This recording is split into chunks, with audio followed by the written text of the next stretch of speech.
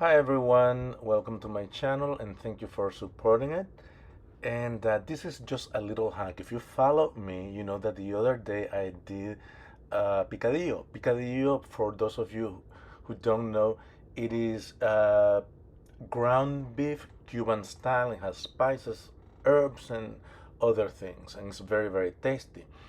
So if you have any leftover picadillo, my hack is to make empanadas. The discs, you can buy them in any Latin market and already pre-made, and you just refill them and make the empanadas, and then you will have a completely different dish. It's very tasty, and it's better when you're making the empanadas to make them when the picadillo is cold or at room temperature. You can serve them with a nice little salad, and that's it. You will have a meal really quick. Thank you for subscribing. Thank you for all the likes. Thank you for sharing. And as usual, if you have any questions or comments, please leave them in the description below.